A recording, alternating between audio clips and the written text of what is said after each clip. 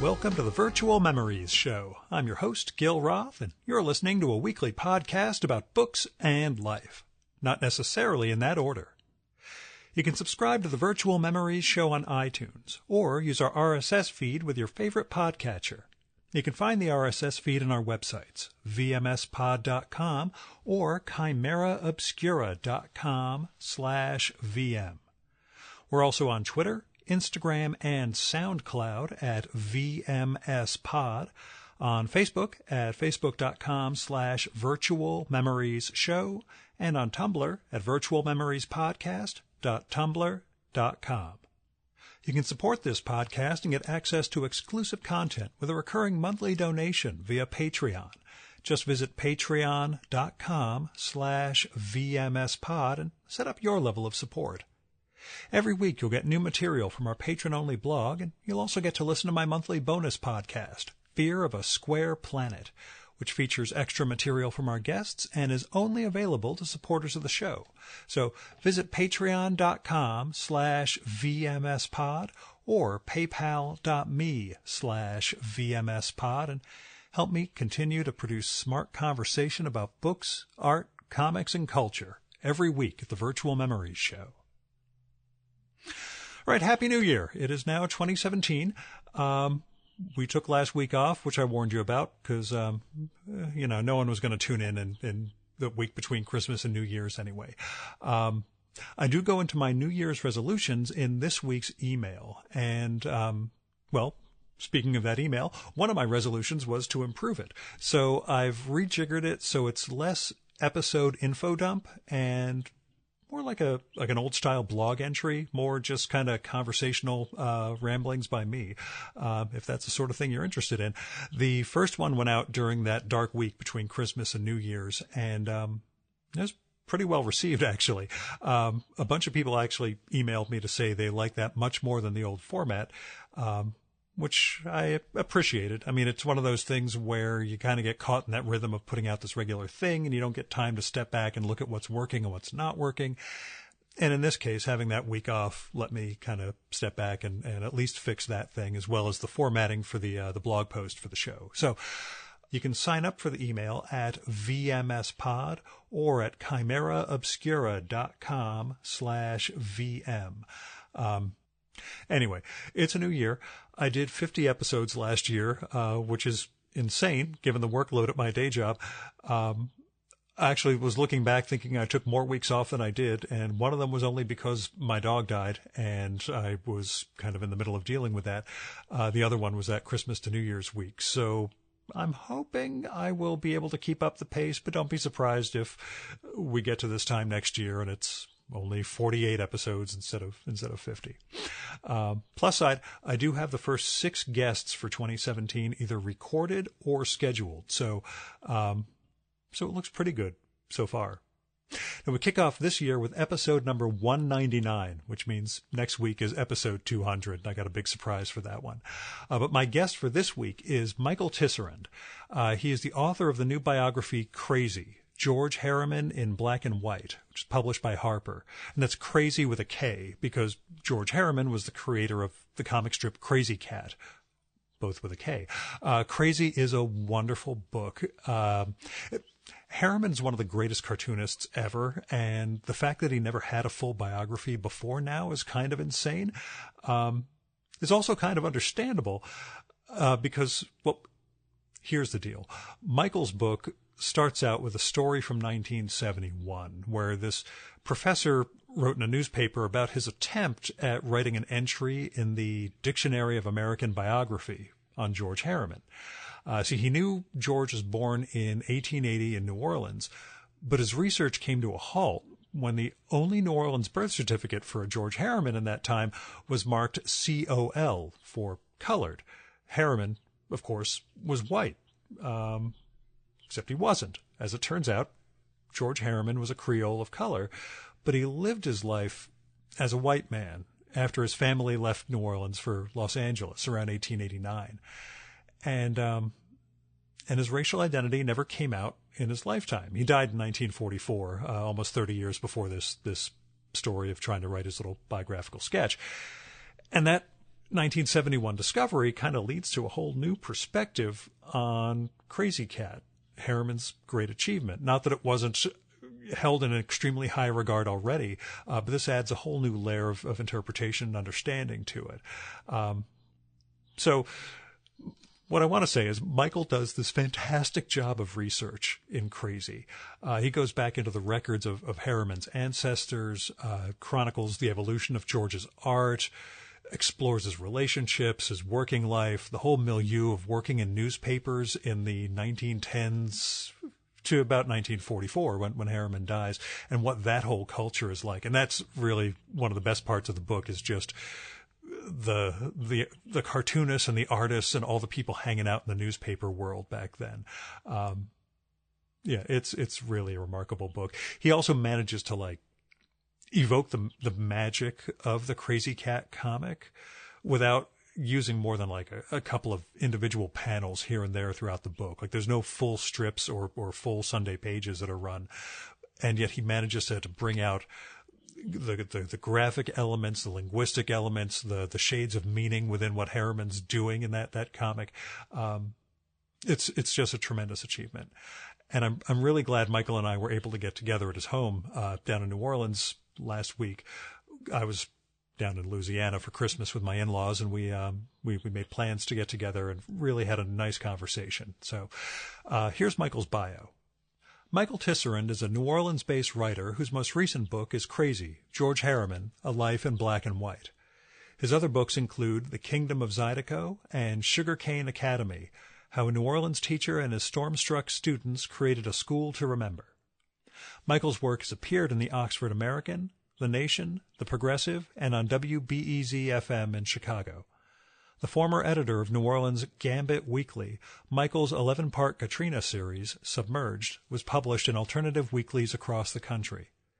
He has appeared on To the Point and was a frequent guest on Philip Adams' Late Night Live, and can be seen in the documentaries Dear Mr. Watterson and Zydeco Crossroads. When not writing, Michael coaches scholastic chess and organizes the annual New Orleans Chess Fest, and is a founding member of the Laissez Boys Social Aid and Leisure Club, a Mardi Gras parading organization. Michael lives in New Orleans with his wife and children. He happily answers emails at michael@michaeltisserandauthor.com. I'll spell that out at the end of the show. And now, the Virtual Memories conversation with Michael Tisserand.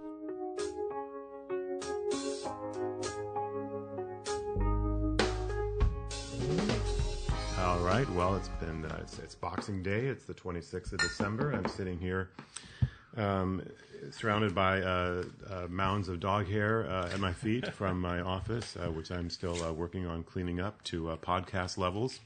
And little do you know, the last New Orleans one I did was in a dive bar in the French Quarter. So you didn't give me that option. I thought about it. If you'd give me a walking tour of the quarter like Chris Rose did, we'd be. Well, I can give you the George Harriman walking tour. It's pretty short. Yeah. But there's that empty lot where where he was born in his home, and St. Augustine Church. That's basically the best and only thing there. Yeah, I know you get asked this a million times. We may as well start out, at least during this publicity junket, you may as well start out with the obvious thing. What was your origin with George Harriman? What drew you to him as a subject for a biography? I was at Gambit Weekly. I was editor of Gambit Weekly in New Orleans from 98 to 2005, and I was going to do a cover story on Harriman as an unknown New Orleanian or unknown New Orleans native.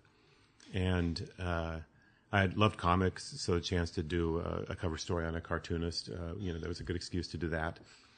And I knew that he had it was still kind of controversial what his relationship to New Orleans was, what his family in New Orleans was like. So I wanted to learn more about that.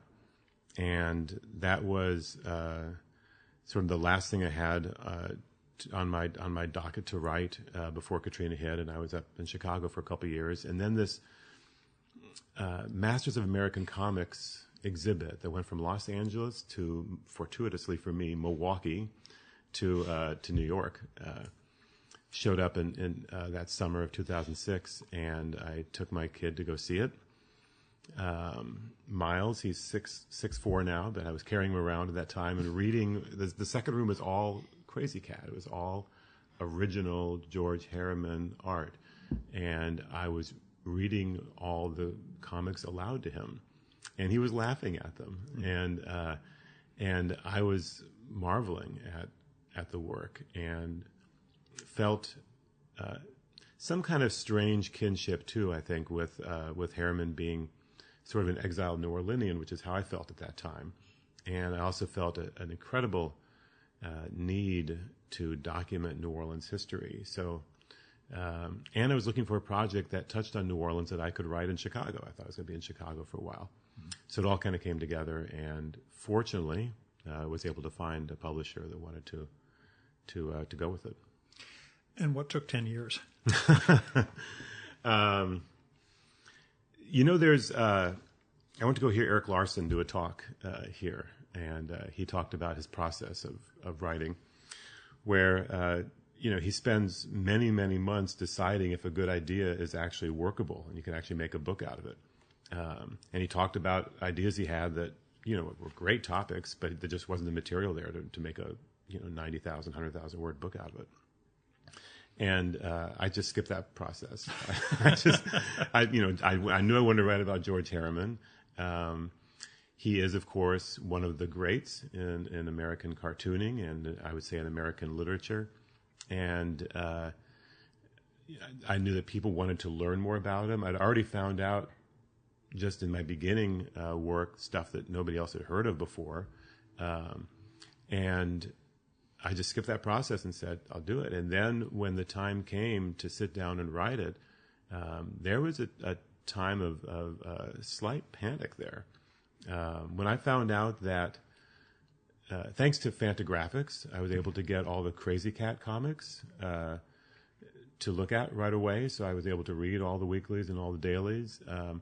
But when I found out that he did work from 1897 through especially 1912, 1913, as a staff writer, staff cartoonist, staff member, sports cartoonist, theater reviewer, humor columnist, he kind of fulfilled a lot of roles on a lot of different newspapers during a long period of time there. And that's not digitized. I couldn't Google it, or I had to find the damn microfilm.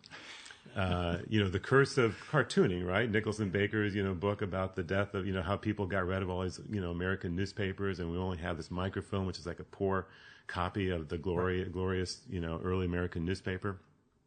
But that's what I had to find, is the microfilm. And I took, I planned out a trip to the Library of Congress, because they have it. And I think I stayed there for a week and maybe got through a week's worth of material, waiting in line for this machine, and then I went to University of Texas, Austin, for a time, because they have some Hearst archives, and, got through a few days there. And I was having lunch with a friend of mine, Larry Powell, a New Orleans historian. And I said, I need to talk to a historian. How do I do this? And he was the one he's the one I could take to lunch. Yeah. And he said, well, do you think that, having access to Tulane University would help?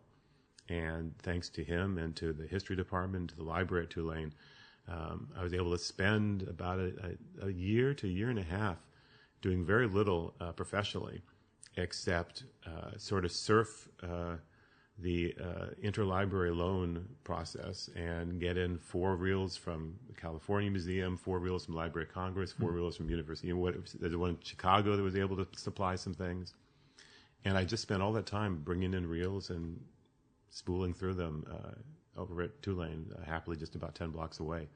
And I once worked in interlibrary loan, as a matter of fact. Oh, did you? My one semester at Tulane, that was my work-study job. But this was God 1989, bless you, so. Gil. Well, I mean, I got to say, I could bore your listeners for hours talking about interlibrary loan, but that and the people over there at Tulane who became kind of colleagues, they'd say, "Oh, hi, how's it going?" Yeah. And they would see me sort of squeal a little bit when I found some weird, Harriman piece of work, but it was a kind of a wonderful time. It's very fun, and you do go down rabbit holes when you hit the newspaper, and suddenly the Titanic sinks on the front page. But I tried to stay focused and get that work done, and for what it's worth now, and you could download. So I have PDFs of pages upon pages upon pages of, the tiniest little illustrations or the tiniest little jokes, from Harriman from 1907 or 1909. The New York Times writer, former Alternative Weekly editor David Carr was a real role model of mine for writing. And I went to a number of seminars he gave about writing and reporting. Because when I started at Gambit, I had very little experience, and I was suddenly the editor and had to sort of look at the people I thought were the best and try to follow what they said to do. So I followed David Carr around like a little puppy and wrote down everything he said for a while. Oh, you didn't take up crack and everything else then? You just went with a professional example. Okay, that's right. But what he said, first avail yourself of all knowledge of a subject. That was his first rule for a reporter. First, get everything you have. And especially with Harriman, where so much was marginalized and was obscure and misunderstood, I just knew I had to get everything I could, and that's the time was in the research, really. It wasn't in the writing. The time was in the research. Beyond the challenge of that, what was the biggest revelation you had over the course of either the research or the writing process? Well, I knew, so since the early 1970s, it was known that Harriman came from a free people of color family in New Orleans, that he was not Greek. As his co-workers. As his co-workers said, and for very good reason, comic scholars repeated, because it was understood, and that was part of the story of Harriman, that he was the, son of Greek immigrants who ran a bakery in Los Angeles. So it's sort of the understood story, and for very good reason. Going through and weeding and wading through those myths was also another big, long process, because there are so many myths that have grown up around Harriman. But as far as the revelation, it wasn't just sort of kind of cementing the family story as far as their racial makeup, which I was able to trace back several generations, and I know the Harrimans much more than I know the Tisserands at this point. But it was finding out how involved and socially and politically active the family was in New Orleans. When I first saw they were members of this integrated Masonic lodge, which was kind of a radical organization. When I saw that Harriman's father and grandfather had signed on to a petition that a family friend had hand-delivered to Abraham Lincoln for voting rights. That when I saw an ad in a New Orleans newspaper, 19th century New Orleans newspaper, for a political rally, and you can go to the Harriman tailor shop on Royal Street to get tickets for this rally. So it impressed upon me even more what a decision that must have been for Harriman's father and mother to pick up the family and move to Los Angeles and start over in every possible way. Given that discrimination was just not going to give their children any opportunities? That's my interpretation of the evidence that I could find, which is that in addition to everything else that was going wrong for free people of color in the 1880s and 1890s, family friends were losing lawsuits to integrate schools. And there were priests from this school, St. Vincent's College in Los Angeles, that went back and forth. Through the school records, I saw evidence that priests were going back and forth from Los Angeles to New Orleans. So it suggests to me, I can't prove this, but it suggests to me that George Harriman's father had conversations that led him to believe accurately that as soon as they got to Los Angeles, they could put their kids in this school, or in this case, their sons in this school. And that's it seems to me that was ultimately the real reason why they made that decision to move and to pass as white. How big a challenge was it writing a biography of somebody who was passing and kept this secret his entire life? Writing the biography of somebody for whom this, something we would consider a central core of identity, was eluded over, and yet, sort of sublimates itself through his art. I remember I actually had this dream about halfway through the 10-year process, where I was talking to George Harriman. My friend Roger Kamenetz and I had lunch over this. He's a great dream interpreter, among other things, here in New Orleans. And But I was saying, hey, I found your birthday, George. And he's like, ha, you think you did. And that was kind of the feeling. I've always felt like he was staying ahead of me. I still feel like Harriman stays ahead of me one step. You know, when I'm reading Crazy Cat, I think I know what I'm reading. And the next week I read the same strip, and I realize I'm reading something different than what I thought I was reading. You know, he's a multi-layered individual, and his art is multi-layered. Yeah, where does the magic reside in the strips for you? I think in the relationships between the characters, the relationships among the characters, the relationship between foreground and background.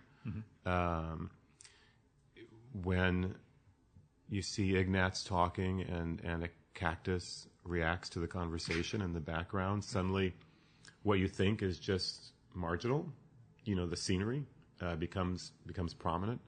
And that's, of course, where Crazy Cat grew. Crazy Cat and Ignatz, that little story grew out of the corners of another strip. The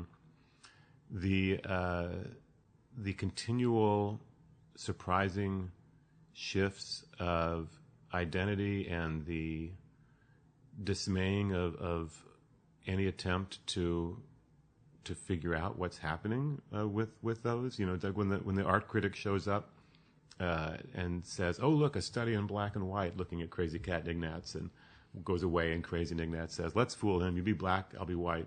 They switch colors, and then the art critic shows up and says, "Oh, look, another study in black and white." The attempt to kind of pin down and nail down what Harriman was doing is always being foiled, the same way that Crazy and Ignatz were, playing with this art critic.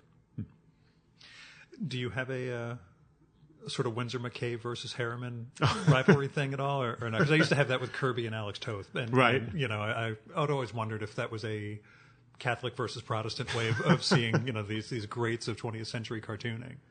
No, I don't. I see them as having very different projects. I'm not a McCay scholar by any means. Mm-hmm.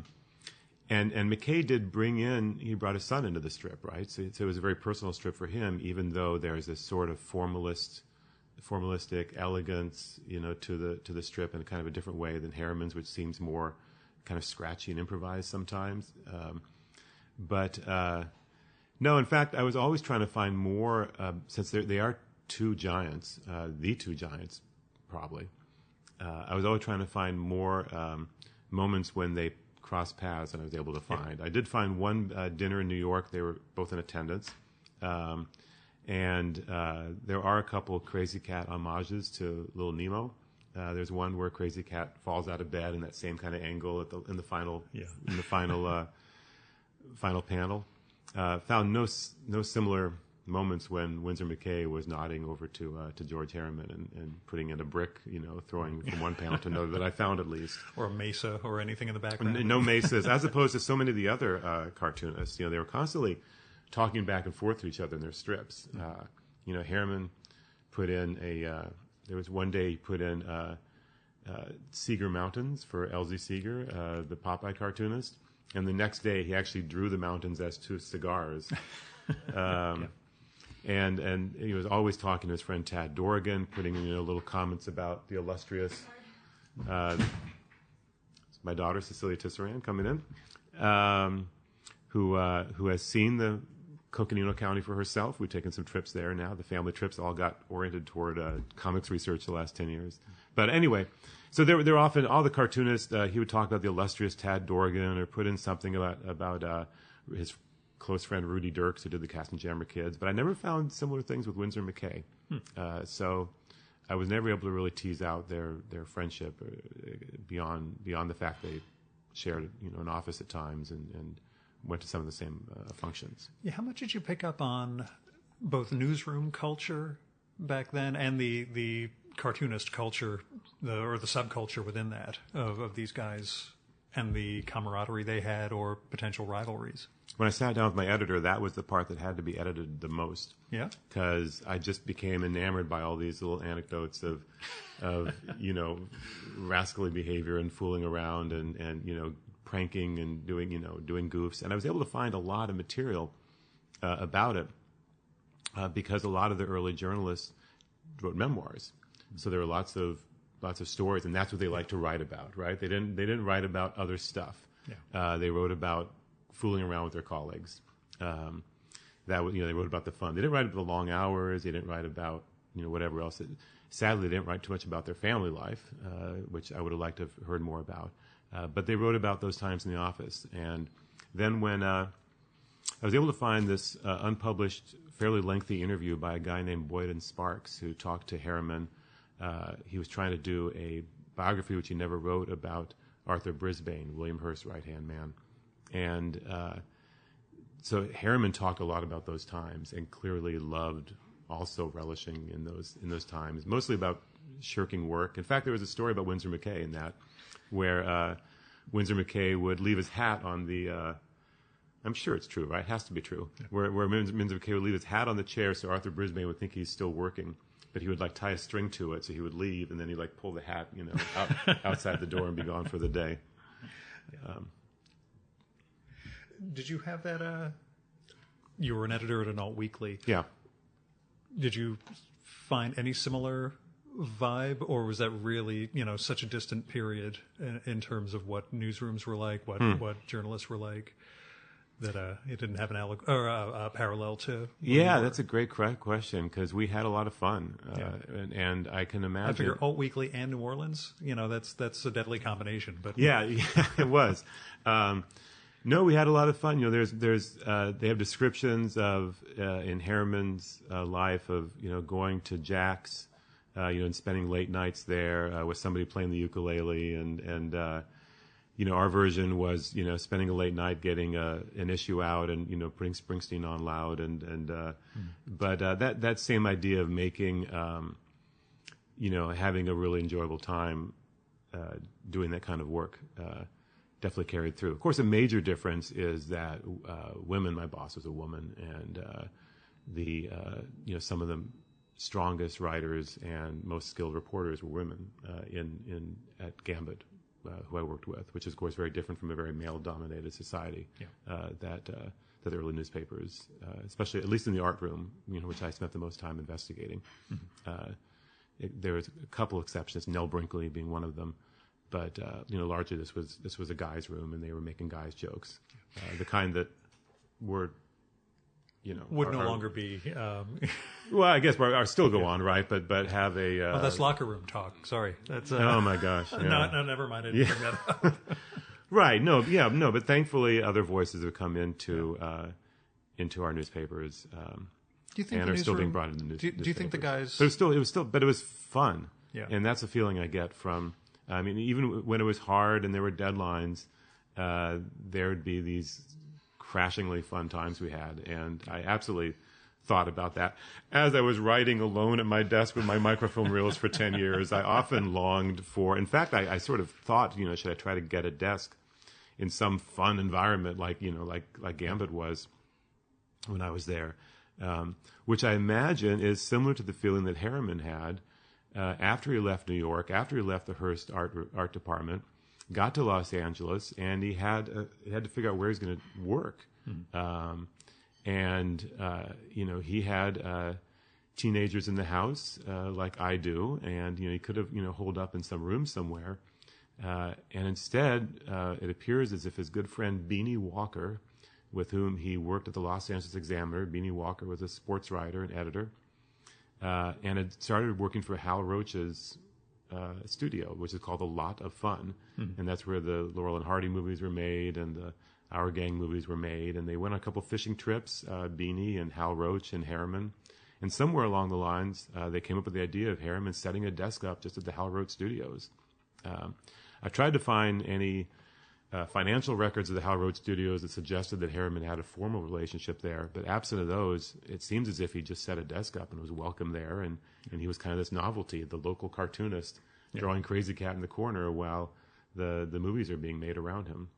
I was able to talk to Hal's nieces, who said that they always knew they could go by their Uncle George's desk and watch them draw cartoons, and he would always welcome them. Given the ball-busting nature of the other cartoonists, sports writers. There's an old newsroom slow right there. Yeah, go ahead. Yeah. Do you think they knew Harriman's secret? Right. Harriman's racial secret. I mean, you mentioned that, he was the Greek. They goofed on his hair. That's why I always wore a hat. Do you think there was a sense of we knew but we didn't know? So in the book, I'll answer your question sort of circuitously here, because I had to try to get at what I knew, and I tried to write what I know. And I would say that 7 years working at Gambit, working with investigative reporters, definitely honed my ability to write this kind of book. I became much more skeptical of sources. And part of it was dealing with all these myths, that had grown up around Harriman, and all these stories, and figuring out what was true and what was not. The first thing that everybody always says about Harriman is Picasso loved Crazy Cat, and I could find no evidence suggesting that Picasso loved Crazy Cat. I found evidence suggesting that Picasso loved the Katzenjammer Kids, and you'd think Picasso would love you'd think that Picasso would turn the comics page to the Crazy Cat before the Katzenjammer Kids, but I don't know Picasso. All I know, I couldn't find any evidence about it. And then in something much heavier than the racial issue, something much more central to the story of Harriman, my sense of it, knowing how much Harriman was beloved, not just respected and admired, but beloved by his peers, the way they write about him after he died, it was said, they described him as, the closest thing to a saint on earth. And when you're with somebody and they're the smartest guy in the room or smartest gal in the room, and but back then, as we discussed in the art room, the smartest guy in the room, and you're with them and they're incredibly intelligent, incredibly well read, but they don't put on airs at all. They just let that settle. And how magnetic that person can be. I think that's part of it. That everybody knew he was doing the best work, but yet he was so modest it kind of drove them crazy.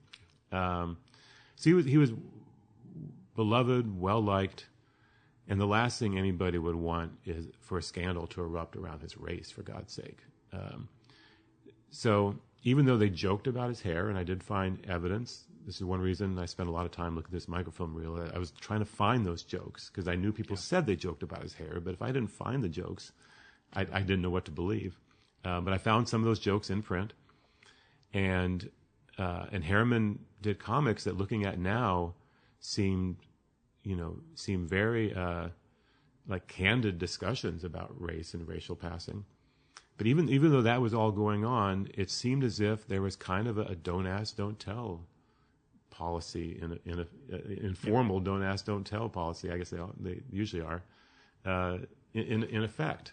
That certainly there was, Harriman was not going to talk about himself as a black person, an African-American person, or even a mixed-race person, or a Creole of color from New Orleans, or mulatto, or whatever terminology would have been used at that time.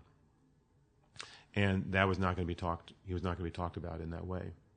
So they would make a joke. With Tad Dorgan, his friend, and sort of the leader of the pack, what he said was none of us knew what he was, so we called him George the Greek. He's kind of said that. So it's kind of evident what was going on there. Do you remember your first Crazy Cat? No. What's funny is I loved old comics as a kid, and I would read 741. I would go to 741.59, which is the Willard Library in Evansville, Indiana. I would read all the old. I have a couple of my early books there, the comics. The Bill Blackbird. There's the Smithsonian collection of newspaper comics there. I'm quite aware of this one. Yeah. And I came across something I'd drawn as a kid, and I drew every comic except Crazy Cat. I drew, Bringing Up Father and, Blondie and Dagwood and all those. And I think that early on for me, I just wasn't a fan of animal comics, to be quite honest. So it really wasn't until later that I started to read Crazy Cat and really love it. Especially when I first looked at those originals on the wall at the Milwaukee Art Museum. And there was one particular one where Crazy Cat was feeling guilty, and Harriman drew it, the sort of center image of a thumb of conscience, thumb of conscience pressing down. That one? That was kind of pressing down on Crazy Cat. It's such a funny image, and the language around it was so funny to read. That one really stood out. Not as my first Crazy Cat, but as sort of the first time that I realized just how much I love this strip. I think was reading that one. And then the one where I really reeled from the strip and saw how personal it was this strip where Crazy Cat is sleeping by a campfire and then a star falls. And he says it's sort of half in Spanish, half in English, and says it's a baby star, and takes the pillowcase and holds it over the campfire and creates a little balloon and sends the star back up. And then a note comes down saying, thank you, from the baby star saying, thank you, I'm home again. And, one thing I always did was put the strips that puzzled me a little bit, that I didn't quite make sense of, and looked at them in conjunction with events in Harriman's life. And that was done very shortly after his daughter tragically died at a very young age. So when I saw how personal this cat and this mouse and this pup and Coconino County and the rest was to Harriman in that strip, it sort of opened the door to realizing how personal all the strips were to him and how much they inhabited him. And he inhabited that place. And that's what his granddaughter said, too, who I was able to spend some time with as I worked on this book, is that by the time she was visiting him, when she was very young, he did very little. He was in failing health, and he was kind of a recluse at that time, working on the strip. And it felt to her as a child, and looking back now, that he was in Coconino County, he was in the strip, he was in Crazy Cat more than he really was in the world. You do a wonderful job evoking that his later days and just the sadness and that immersion in another world in the context of the book. Weird question. When you were reading Crazy Cat aloud to your son, what voice did you use? Well, Crazy Cat's... Well, that was part of it, too, is, Gilbert Seldes, the critic and good friend of Harriman's that I think was largely responsible in many ways for raising Harriman's stock with William Hearst. He called Crazy Cat's language a little miracle of itself. So when you read most of the characters' voices, you kind of read them straight. When you read Crazy Cat, it's all in there. It's Elizabethan English and German and Spanish and French and Creole and Yiddish and newspaper slang, you ball-faced Gazuni and stuff like that. And that was an example, by the way. I wasn't calling you, Gil, a ball-faced Gazuni yet. But there's time. Yeah. Right. So I read it straight, 2 miles, and just sort of read them in my voice, just trying to phonetically make sense, and that was the fun of it. Yeah. That was the fun of reading it out loud. I think, and that's probably why he laughed, as a little kid, as much as anything, that I was talking crazy. Yeah. It is one reason why, the great adaptation of Crazy Cat is yet to be made. I think that no one's figured out how to deal with an ungendered lead character or a multi-gendered lead character, or wherever the language wants to try to catch up to Harriman, a gender-fluid lead character.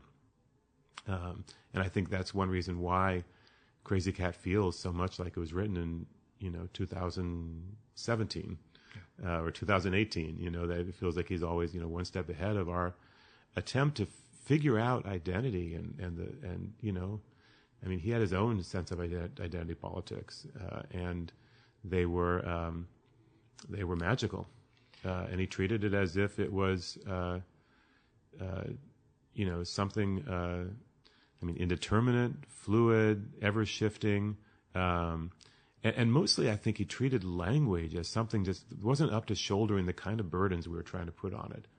This idea, and now in the reviews and in my own writing, I see, Harriman was a black guy. Harriman was a Creole. Harriman was a, mulatto. Harriman was a former free person of color.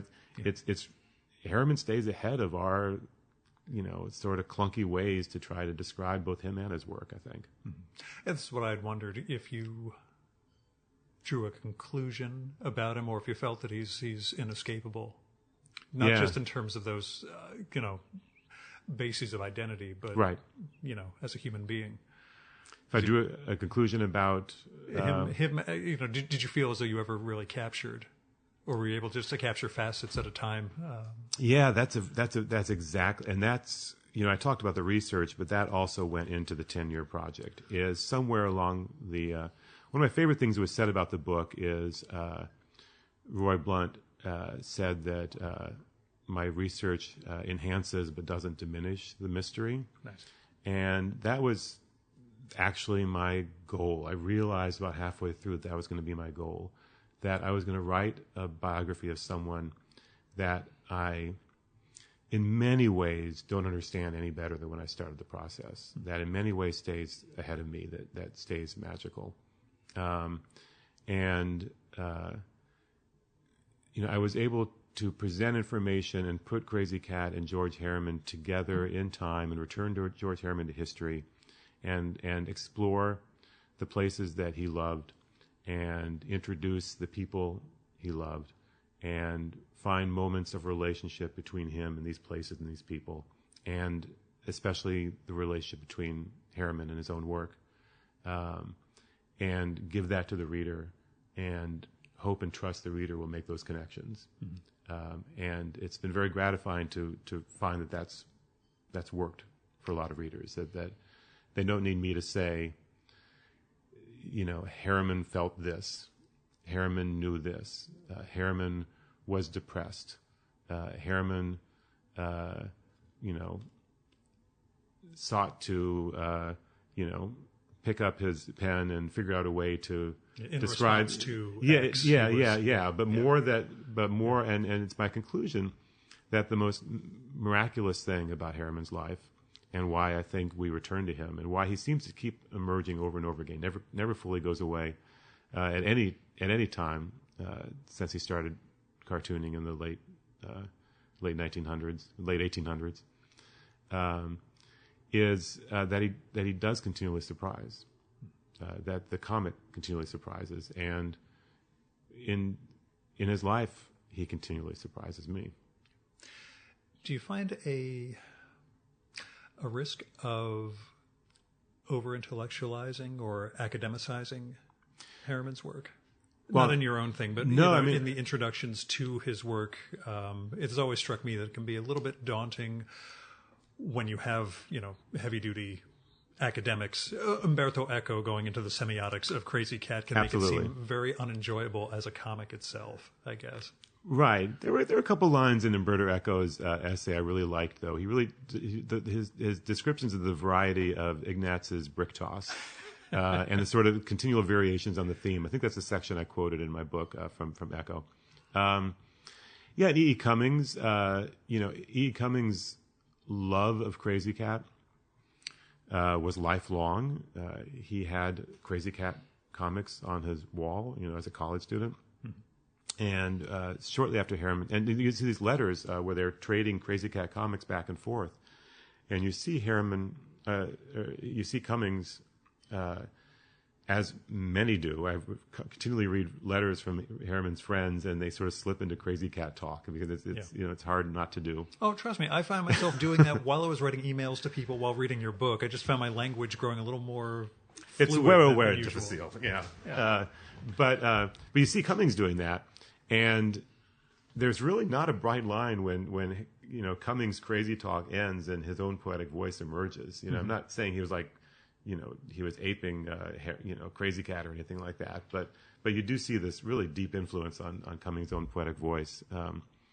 But when Cummings, set out, Harriman's gone now. Right after Harriman died in 1944, he contacted his publisher and said, I want to do this Crazy Cat collection, and the publisher said, not because of Harriman, I don't think, but because of Cummings.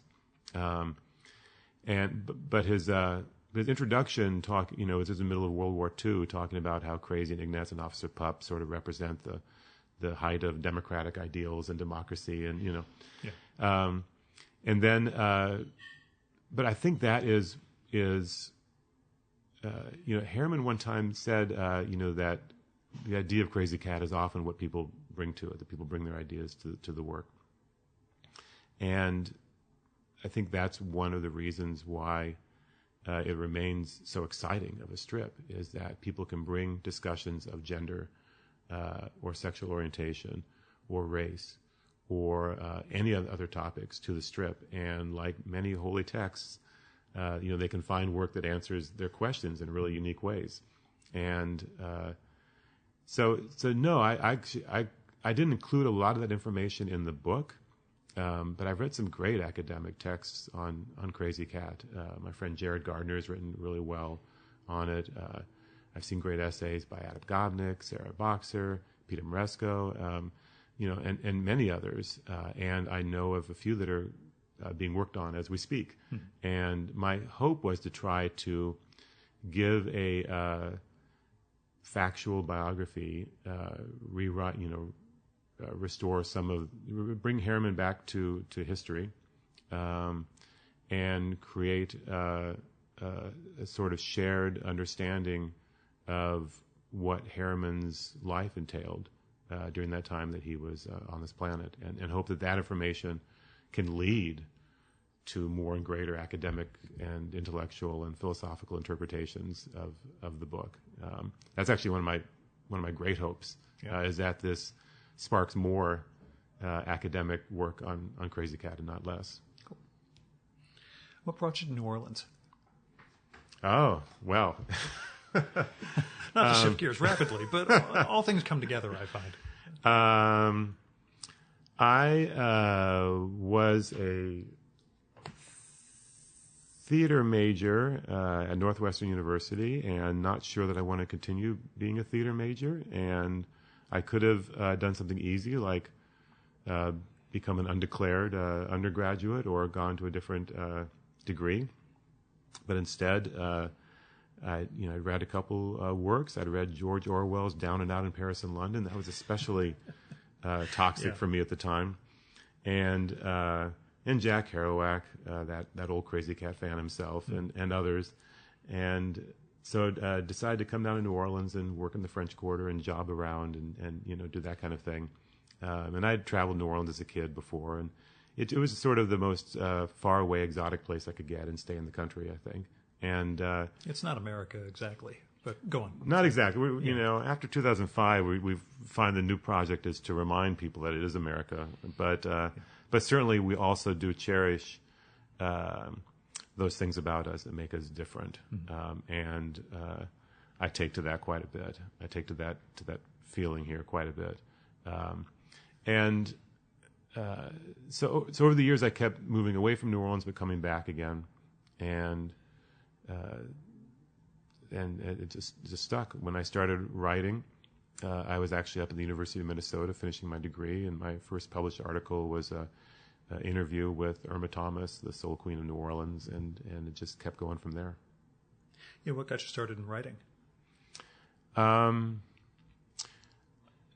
Actually, what got me started in writing for real was... It's just us. No one's listening.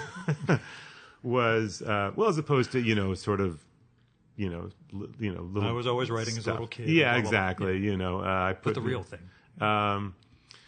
In 1986, I was on an anti-nuke march called the Great Peace March for Global Nuclear Disarmament that went from Los Angeles to Washington, D.C.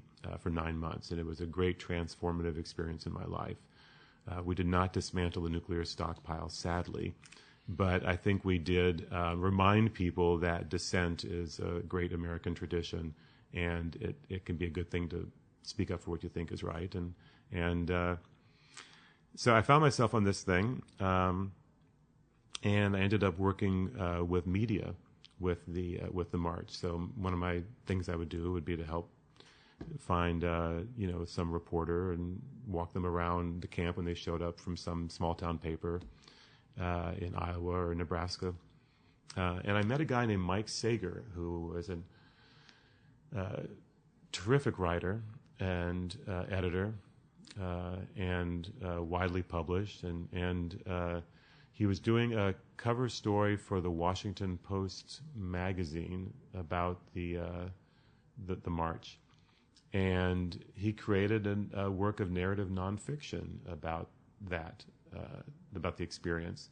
And I saw much of my experience on the march be echoed in print. And it was kind of I saw what, not just getting information on page, but trying to recreate the sense of a journey on the page.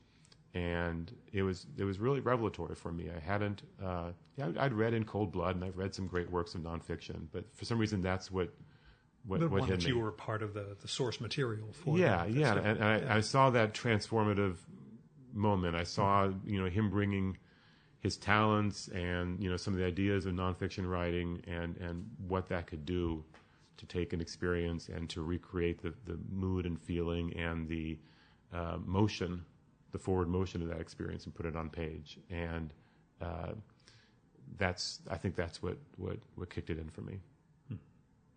And you unfortunately never look back? Is that Exactly.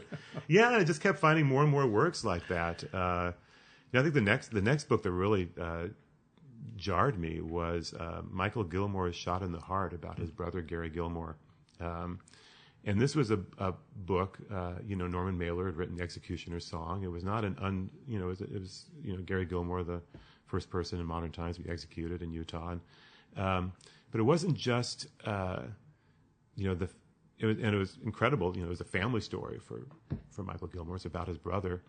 But it's a way that he was able to bring in so much context and history into another forward-moving story that it was a large, big book, and it had such forward motion as well as such a deep sense of its own history that in some weird way that was kind of a model for this book as well. It's something I wanted to try to keep Harriman moving through time and not get bogged down by this great, the level of detail, the level of detail, and the great history that he represents.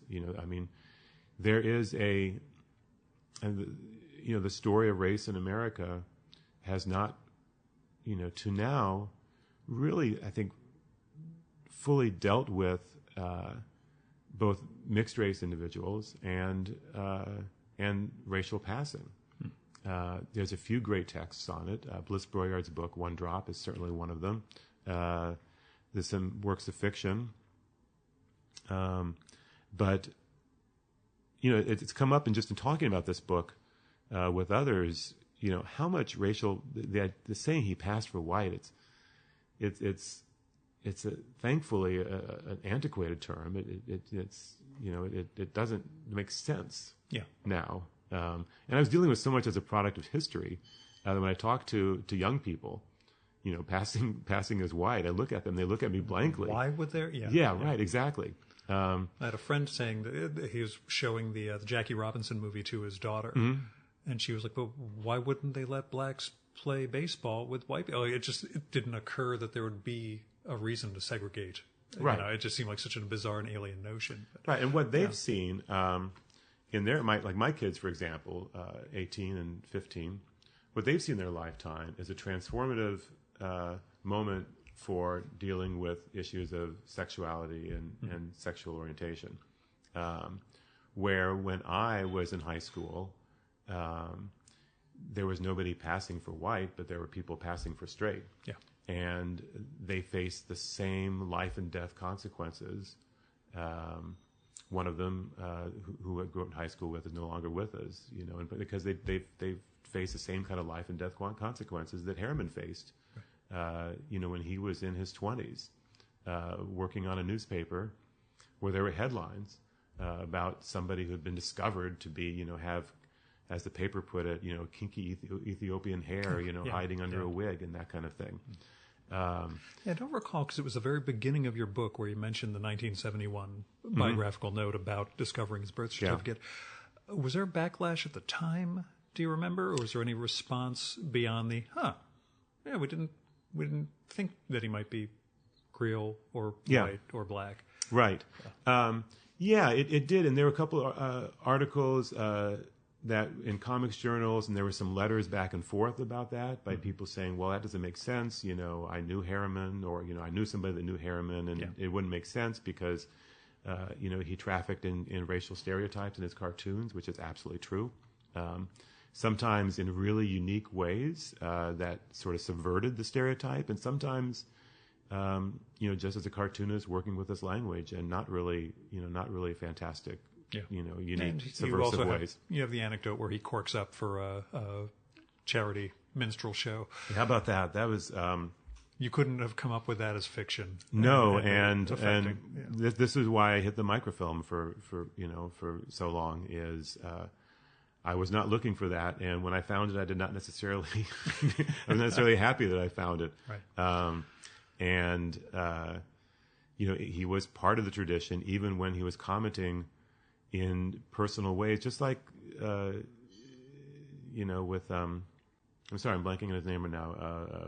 Burt Williams and Walker. Burt Williams, the black minstrel performer who corked up and was one of our great American entertainers, and used minstrelsy in many ways to comment on those kind of racial reversals and the hypocrisy, class hypocrisy of certain individuals, kind of used in his own way. And Harriman did too. But then it was also really, it's really unpleasant. Yeah. And more than unpleasant. I mean, I'd be on an airplane with my laptop working on this material, and I oops, you're not supposed to see that in the next scene. I couldn't use it because it's ugly and it's horrific, and it speaks to a time in which, Black Americans were just being understood to be fully human, right? Literally, legally, culturally, socially, we're just being understood to be fully human. And then these entertainments developed, which, I think one of the jobs of these entertainments was to try to bring them back down to a caricature level.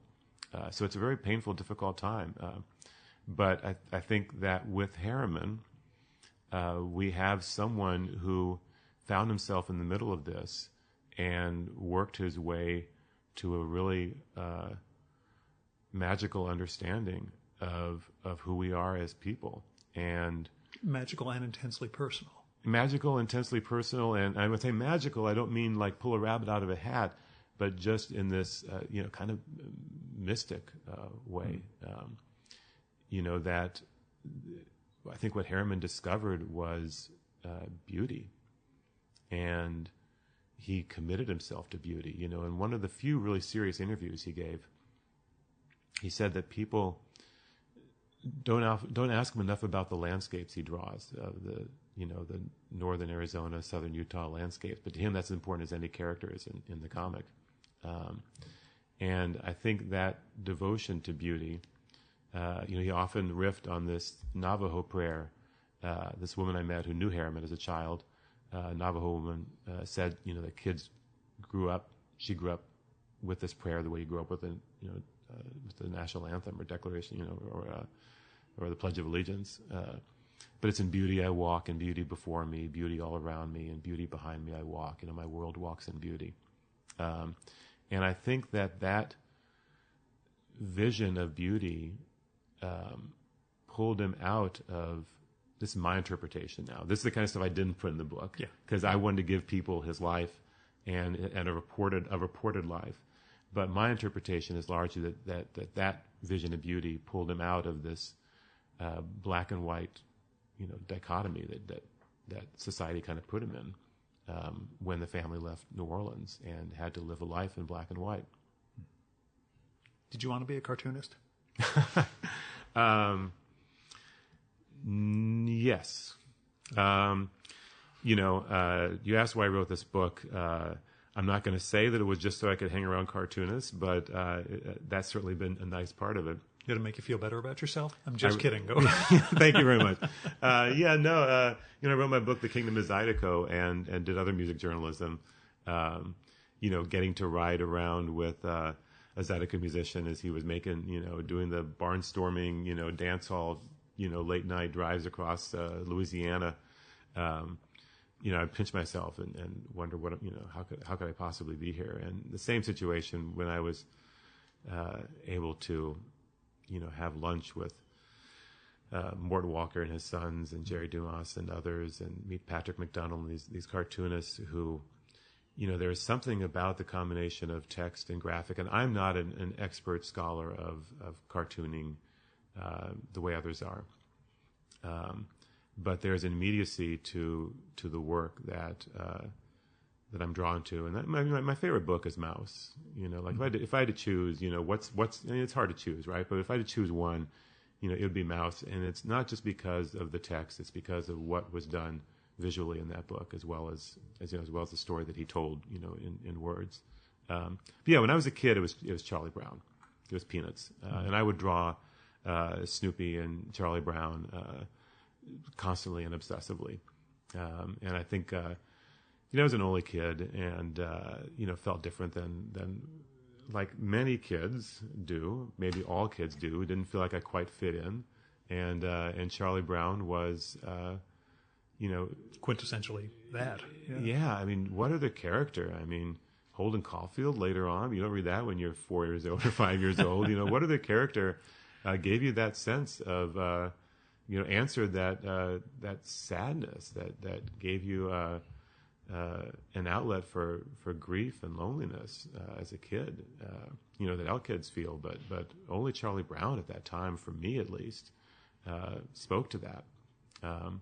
So in that sense, from early on, I felt that comics could speak in a really wondrous way to something that other media, weren't speaking to, and that continued, in a lighter fashion. I remember I loved Dick Tracy too, Chester Gould's Dick Tracy, and there was no Tarantino. I mean, now I guess 6-year-olds are watching Pulp Fiction, right? They're like sitting on their couch with their, streaming it, but at that time there was nothing as weird and graphic and violent and bizarre as Dick Tracy that I was finding as a kid. And then I read Al Cap's Fearless Fosdick, and nothing, to see this, kind of parody and those drawings of the bullets going through Fearless, and Al Cap kind of drew it as a sort of two-dimensional, bullet hole kind of going through a panel.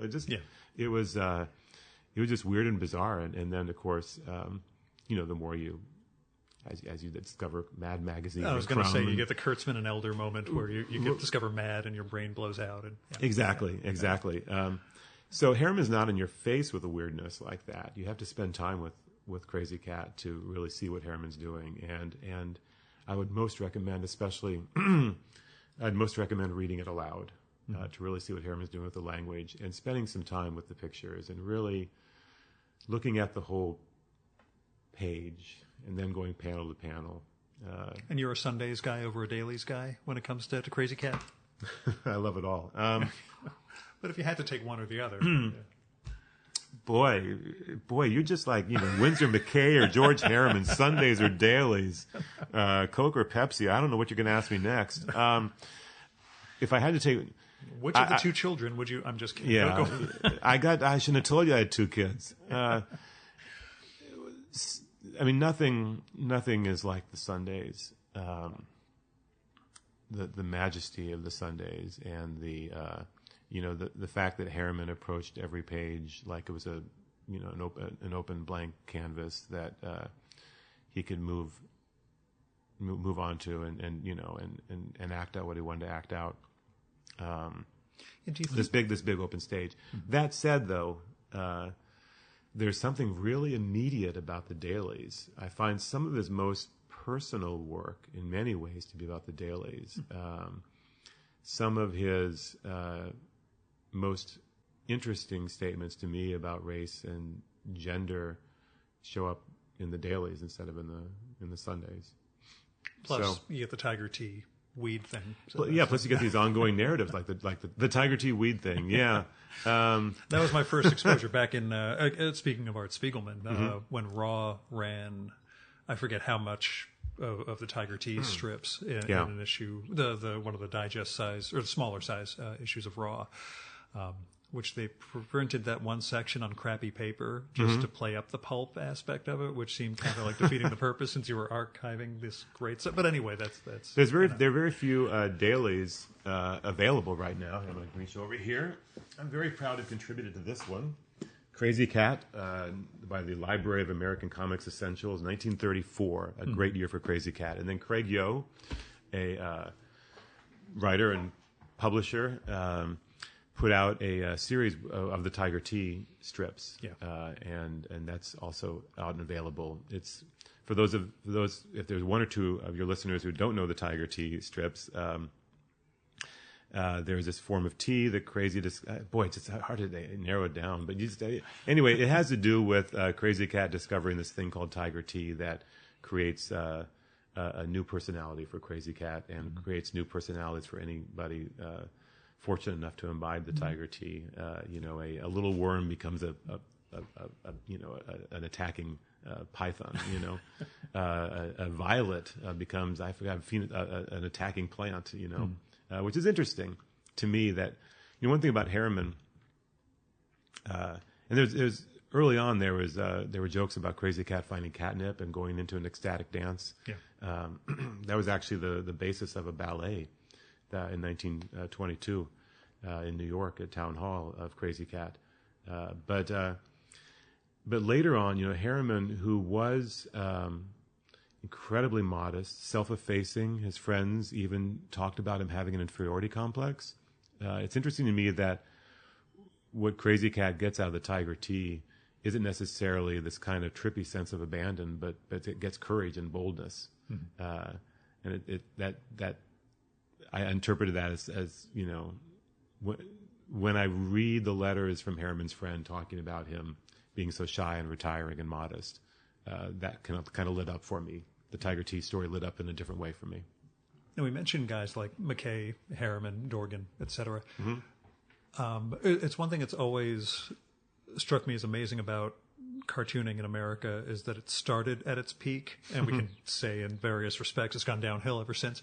But do you think there was a degree to which these guys understood they were developing a grammar of visual language on the fly? That they were inventing something, week to week or day to day, that they were actually developing a language that didn't really exist in a sense prior to that? And the sense of just being, I think a friend of mine, I don't want to quote him. I don't want to say who it was, but I think it was Timothy Dumas, I think, said this about, but if somebody else did, let Gil know, not me. But talked about just a feeling of being drunk on images at the time. That what you see is just this, when you look at the old comics, it's in any of the anthologies that are out there.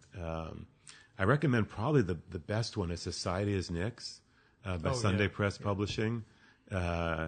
I forgot the subtitle, but something like Anarchy in American, early American comics or something like that. That gives you like the real sense of the genius that was on page after page after page, and as the title suggests, kind of the form-breaking genius as well, and this kind of anarchic, energy going on these beautiful big comics pages. But you asked if they had a sense that they were creating. Yeah, there's interviews and writing by Jimmy Swinnerton and others when they talked about, developing panels, speech balloons, bubbles, balloons, and how, or Mort Walker's written about the Grolics, the cursing symbols, and developed that term, in fact, for the Grolics and for the cursing symbols. And I think they were well aware that they were doing new stuff. That's one reason I think I talk a lot about the Armory show. When New Descending a Staircase and these great works of art caused such a stir in American art society in New York, and the cartoonists had a lot of fun, in part because there were cartoonists that were represented, Rudy Dirks and others, and Walt Kuhn, who was a cartoonist, organized the show. So cartooning and the Armory show were kind of linked together from the start. But there was parody after parody by Tad Dorgan and Harriman and Opper and Gus Mauger and many others, about this Armory show. And I think part of it was the people going crazy over New Descending a Staircase was absurd to them, because the same kind of visual experimentation been going on on sports pages and sports cartoons and in the editorial cartoons for more than a decade by this point. It just wasn't framed in an exhibition. Yeah, I guess it wasn't a picture in an exhibition. I guess that wasn't it, or it wasn't said. It wasn't challenging. What society considered to be capital A art at that time. It kind of slid by. But the same idea of showing figured in motion from multiple perspectives, from showing time, bringing time itself into the image by showing a figure in motion, was done, with a Tad Dorgan. He actually did I think it was a baseball comic at that time saying, yeah, this is not a cubist drawing. This is just what the pitcher looked like as he was winding up. And all the limbs going. Yeah, all the limbs going in everywhere. Right. And you saw that constantly in all the works, and much more than that. And then there became this whole, what's art and what's not art, thing, which I think we've, happily really moved away from, and become. It just doesn't lead. The conversation just leads to nowhere, and I try to avoid it whenever possible. I won't go into it any further from there. So. You're taking Erik Larson's advice at this point in terms of thinking about what you're working on next, or are you still too immersed in the actual crazy? I figure publicity has to be winding down if you got some schlub from New Jersey showing up with a couple of microphones, but still, that's the Spinal Tap moment. Yeah. That's the. It's all downhill again. No, actually, I'm just getting ready to do some. I created a PowerPoint that I debuted at Parsons College with Ben Katzer's amazing series. Cartoon and comic series that he runs there, and I'll be showing that at a few places over the next few months, where I get to break free of a book does not let me show Crazy Cat in all of Crazy Cat's splendor. Although I did want to point out, and I'll probably mention it in the intro also, the design of this book is absolutely wonderful. Isn't it though? Yeah. Did you have any involvement in there, or did you just only to open up the files and go, my God, they did a great job. Good. Yeah. No, I mean, I did say from the very beginning I want to put panels of Harriman's comics into the pages to give some idea, so people can page through and see panels. But I couldn't put an entire Crazy Cat comic, obviously, right. Not even a daily. Michaelis's biography of Charles Schulz, he was able to put daily comics really masterfully and showed how Charles Schulz's life and the daily comics kind of echoed each other. But you can't even put a Crazy Cat daily comic. Schulz was drawing for a time when he knew how small the comic could get shrunk down to, and Harriman wasn't. Right. So the detail and even the daily comics, and of course the Sunday, the big pages, render them impossible. No budget for fold out, pages inside the book. That's yeah. So that's why you got to go to the Fantagraphics book, to the Sunday publishing book, there's, and I put a long list of those books in the back of my book, and in the author's note I direct people to them, and also. Art Spiegelman exacted a promise from me that I'm going to be working on now over the next couple of weeks. There's a lot of images that I talk about in the book that have not been seen before. Mm-hmm. Most of them I got off of microfilm, and he's like, "Geez, I want to see this." So I'm going to put them on my website, michaeltisserandauthor.com. I'm going to have a section of images that are in the book that people can, if they want to see them, they can go to them. Yeah, actually, I'm working on taking Erik Larson's advice for the next one. With Harriman, it was just, I'm going to do this, and there's going to be some kind of book about George Harriman. Something's going to come out about this thing. At a minimum, a coffee table book of some kind, but instead... Yeah. No, it's going to be about... It was going to be... It was never going to be, as far as I know, unless Harper... It was always going to be a biography. It was always going to be the story of his life. Mm-hmm. There were still things that... I wasn't able to tell. And that's another reason why it was a 10-year project, is that I kept trying to tease out more parts of his life. Sarah Boxer, in a review in the Wall Street Journal, kind of called me to task for not having more about Harriman's marriage with Mabel Bridge. Yeah. And it was not for want of trying. And my 7 years at working with investigative reporters and news writers made me, I think, a lot more demanding on myself as far as sourcing So I kind of tried to go with that journalism, two sources rule for whatever I could.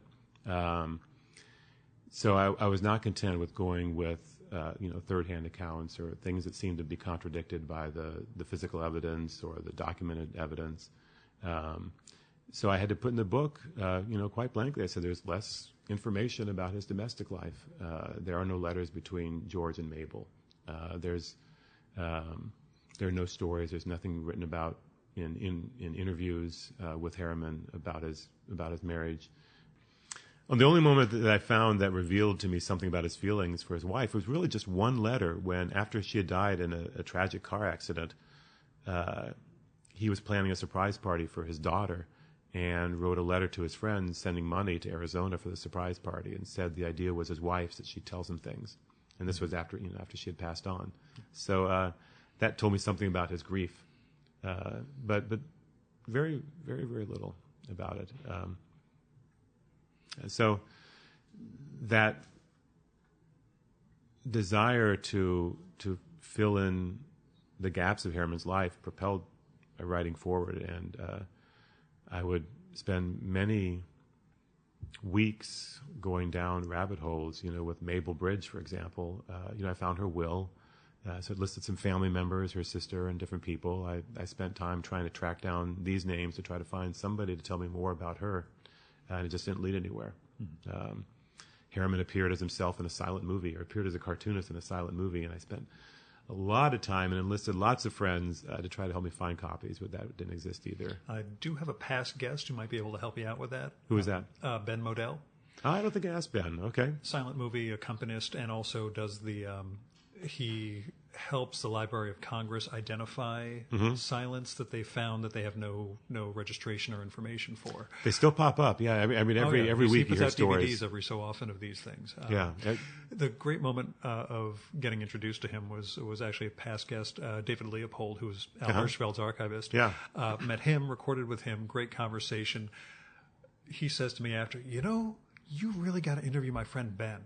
He's a silent movie accompanist. And I thought, how do you know me this well that, an hour and a half after meeting me, that is exactly who I want to sit down and talk with. And that guy, fantastic conversation about an area that you wouldn't think of under normal circumstances. Well, while you're in New Orleans, you need to go to Buffa's Lounge on Thursday nights, where the great piano player Tom McDermott does his own scores to Buster Keaton's shorts. Oh, wow.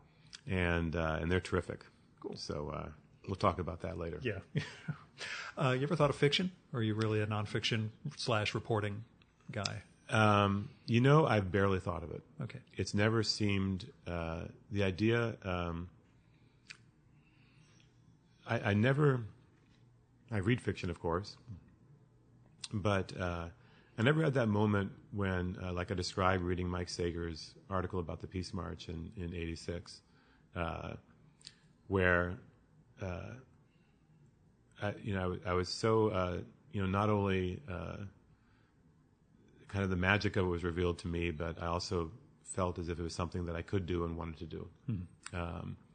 And, I'm certainly attracted to subjects that are rich and creative individuals whose lives could certainly be a centerpiece of a work of fiction. Like the fictional meeting of Winsor McCay and George Harriman. But go on.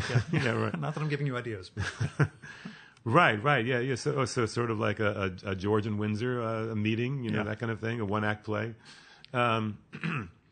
But and then the Zydeco musicians that I got to spend so much time with when I was working in the Kingdom of Zydeco, and this teacher, Paul Reno, who was the star of my book Sugarcane Academy, my Katrina memoir. All these are great, rich characters to me, and my desire to my work is largely propelled by the desire to understand these people more, because they. I can't exactly explain and expect to never be able to explain away what they do so well and how they do it. And the process of trying to learn more about them and their work is the joy of what I do. So I've never found a way to. I really desire to try to do that in a fictional sense, as a work of fiction. Last question. Mm-hmm. Since I haven't read the memoir, what brought you back to New Orleans after the storm? We were here for about 4 or 5 months after Katrina. We had gone to would stay with friends, and we started a little school, and that became the Sugarcane Academy, the school. Came back here, brought that school back to New Orleans for a couple months, but had to leave for various reasons. We're up in Chicago, living in Evanston, actually, and just starting. I mean, I was a real pain in the ass to hang around with for the first year, especially. I mean, it was, if someone said, this is a nice day, I'd be like, you should see what a day in New Orleans is like, These people are in hell. How can you enjoy yourself? Hey, yeah, that's good. That trumpet player is good. You should hear the trumpet player that walks down the street in New Orleans.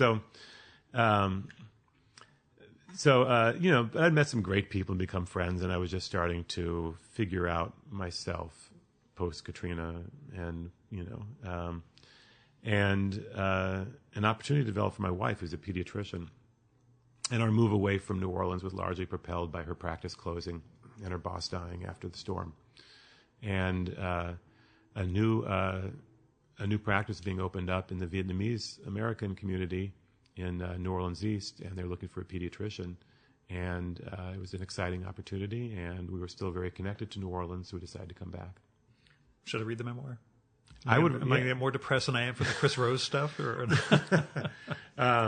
there were moments. Some of my writing, like Chris was doing at that time, I would write even when what I was writing didn't make sense to me, but just felt that the expression of pain was worth it. Mm-hmm.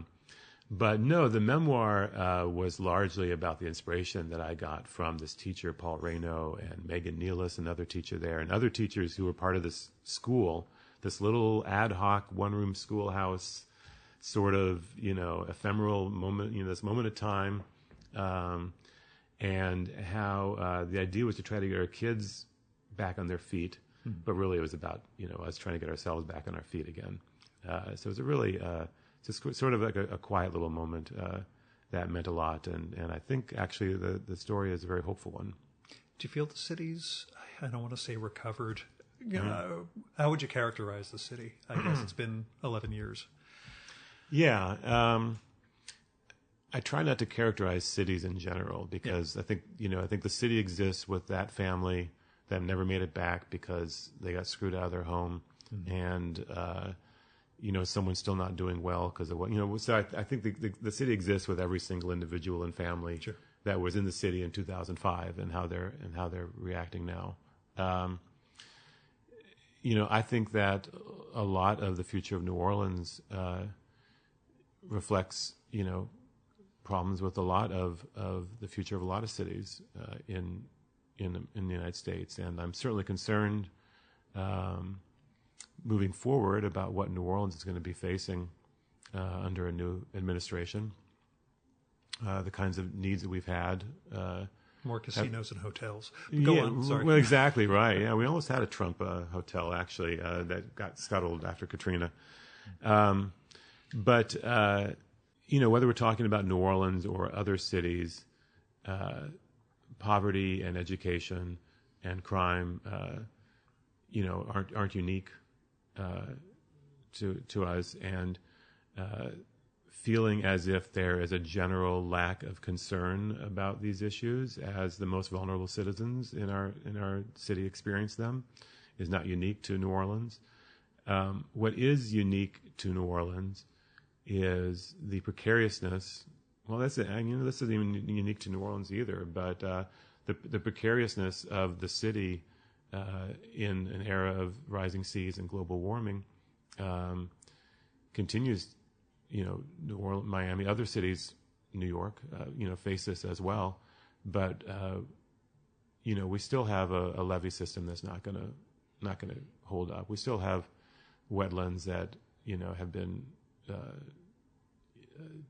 shredded by the oil industry. And we still have the hottest, well, now not even more now, this past summer, we've had, the hottest days on record and the most days over 80 degrees, I think, on record in New Orleans. So, I feel very lucky to be back here and dealing with New Orleans issues with my friends who are New Orleanians. But I also know that this time is a very fragile time, and I don't know that my kids and their kids would have that same opportunity. And in many ways, spending 10 years with Harriman's life helped me to get a fuller, richer sense of this city, especially the first section of the book, and the social and cultural and political revolutions that this city has fostered in this country. Harriman's people, the free people of color in New Orleans in the 19th century, it was the seat of black political activism in the country. It's no mistake that Plessy versus Ferguson came out of Harriman's community. And that attempt did not succeed, but later attempts did. And, it's my hope that in some way, out of these tragedies in New Orleans, the amazing creative spirit that I feel in the city will somehow lead to uncovering more solutions, as it did then. We'll look forward to it. Yeah, I do too. Michael Tisserand, thanks so much for coming on the Virtual Memories Show. Thanks for having me here on Virtual Memories, Gil. It's been a great pleasure talking with you.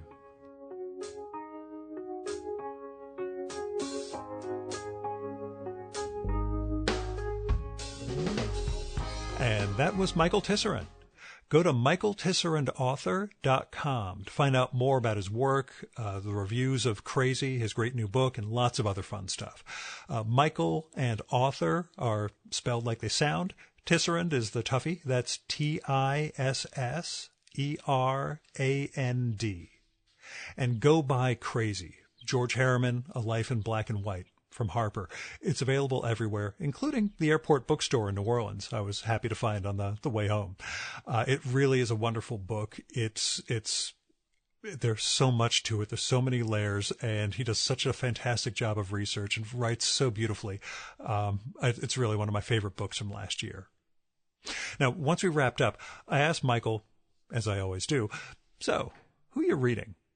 If you want to hear his answer to that, you'll need to become a supporter of the Virtual Memories Show so you can get access to our monthly podcast, Fear of a Square Planet. You can do that at patreon.com/VMSpod or at paypal.me/VMSpod. There are all sorts of goals and goodies in place for supporters of the show, including the podcast, patron-only blog. I just scanned the handwritten show notes for every episode. Pretty much. Some of the early ones are missing. I'm also looking to launch a series of ebooks this year and more. So go to patreon.com/VMSpod and support the art of fine conversation. This one was recorded at Michael's home in New Orleans, but it was part of my holiday vacation to visit my in-laws. I borrowed their car, so there wasn't really any expense, although I probably should have gassed up on the way home, but they'll forgive me, I guess. Still, if you want to help defray some of my ongoing costs, like web hosting, travel, equipment, etc., then visit patreon.com/VMSpod or paypal.me/VMSpod and make a one-time or recurring donation.